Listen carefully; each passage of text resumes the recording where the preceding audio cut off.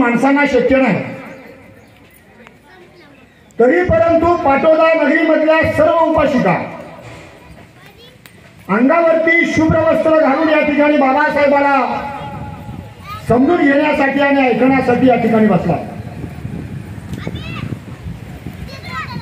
वारंवार मला राहून असा प्रश्न पडला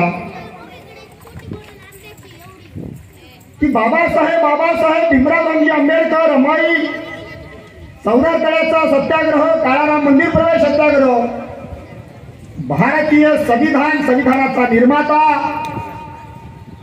हे सर्व भाषणामध्ये ऐकण्यासाठी आम्हाला बरं वाटतं. पण बाबासाहेब पचवत असताना आम्हाला बाबासाहेब आमच्या गावात, आमच्या गल्लीत, आमच्या मोहल्ल्यात, आमच्या परिसरात तो विचाराने आणि कार्यकर्तृत्वाने यावा असं कुणालाही वाटत नाही.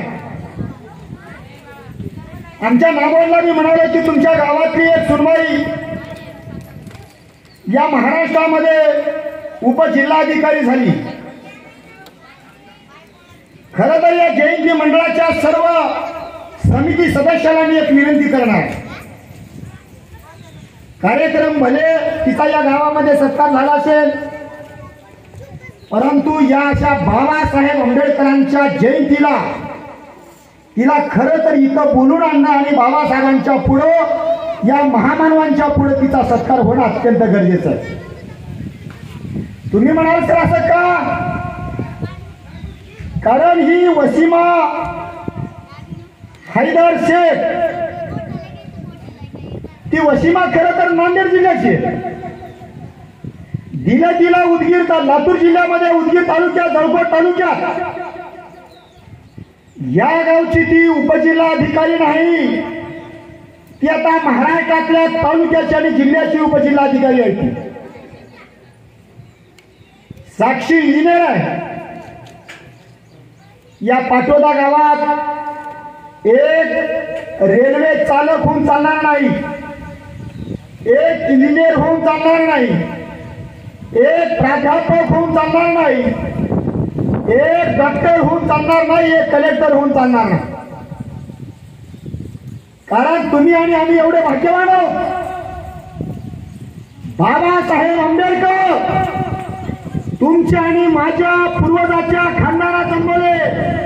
एवढी मोठी संपत्ती ना टाटा बिर्लाकडे नाही, धीरूभाई अंबानीकडे नाही, ना मोदीकडे नाही. ही सर्व संपत्ती तुमच्या आणि माझ्याकडे आहे. पण दुर्दैव असं त्या अनमोल संपत्तीचं मोल आम्हाला वाटत नाही. आम्हाला वाटत नाही. पोलीस ओमकार नामवर पोलीस दला देशात लोकसभेच्या निवडणुका चालू आहेत. वशिमाला कोणता तरी तालुका दिला, त्या तालुक्याचा ती आज बॉस आहे. त्यामुळे निवडणुकीच्या धावपळीमध्ये तिला येणं शक्य नसेल. पण किमान तिच्या घरच्याला तरी बोलून या कार्यक्रमाला उपस्थित का राहणं गरजेचं सांगतोय. कारण मी माझ्या आजीला म्हणालो, आजी बाबासाहेबाला पाहिली का? ती म्हणाले नाही. मी म्हणालो तुझं शिक्षण किती? ती म्हणाली बाबा मला खाण्यासाठी भाकर नव्हती, शिक्षणाचा तुकडा खूप लांब राहिला. मी माझ्या मायला म्हणालो, माय, आजी म्हणाली खायला भाकर मिळत नव्हती, तू शिकली का नाही? ती म्हणाली जशी गत माझ्या सासूची तशीच गत माझी आहे, काय शिकू?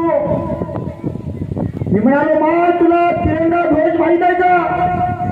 ती म्हणाली बापू मला तिरंगा ध्वज काय माहित नाही, किती कलर आहेत माहित नाही, त्यावर काही अशोक चक्र आहे का माहित नाही, तुझ्या हातात कोणी कुणाची दोरी दिलं का?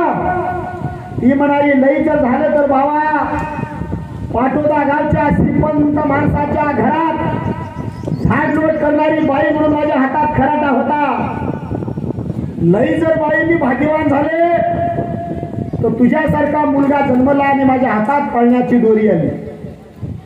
पण बाबासाहेब तुमच्या जन्मानं, अरे जिच्या हातात खराटा, जिच्या हातात कचऱ्याचं टोपलं, जिच्या हातात हा तिच्या हातात आज या देशाच्या राजकारणाचे सूत्र गेले आणि वशिमाच्या हातात तालुका आणि जिल्ह्याचे सूत्र गेले. तेवढ्यासाठी बाबासाहेब आंबेडकरांची जयंती आम्हाला साजरी करायची. आम्ही माणूस झालो. काल आम्ही मुके माणसं होतो. मुके काल गुलामाच्या रांगेत होतो. काल तुम्हाला कोणी हात लावत नव्हतं. हात गाव कुसाच्या बाहेर वडाच्या झाडाखाली 3 धोंड्याची चूल करून राहणारा समाज आज कोणत्या अवस्थेत आला. मी म्हणालो काल पाटोद्याच्या गवळेला आणि नामवाड परिवाराला जेवण्यासाठी मातीची येळणी होती. मातीची येळणी बसण्यासाठी पोत होत. आज याच गवळे परिवाराच्या आणि नामवाड परिवाराच्या घरात अरे ज्याला खाण्यासाठी येळणी होती तेच लेकरू सोन्याच्या ताटात आणि चांदीच्या पाटावर बसून जेवण करतोय. बाबा ही फक्त तुमची पुण्याई आहे, दुसरी कुणाच्याही पुण्याई नाही.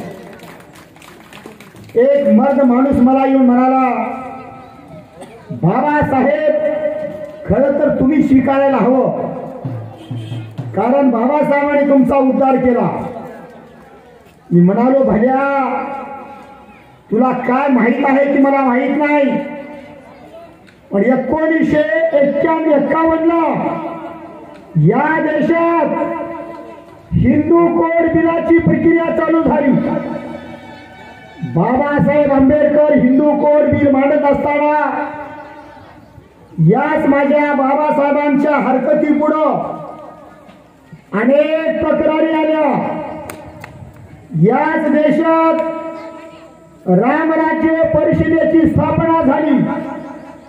याच देशात महिला हिंदू महासभा स्थापन झाली आणि सर्वात मोठा विरोध झाला. लोक म्हणायला लागले या देशात महिलांना शिक्षणाची संधी, या देशात महिलांना नोकऱ्याची संधी, याच देशात महिलांना बापाच्या संपत्तीमध्ये वाटा, याच देशात पतीच्या खांद्याला खांदा लावून राजकारण समाजकारणाने अर्थकारण करण्याची मुभा. हे कदापि आम्हाला पटणार नाही. आणि लोक रोडवर आले. माझ्या रमाईला ही घटना कळाली.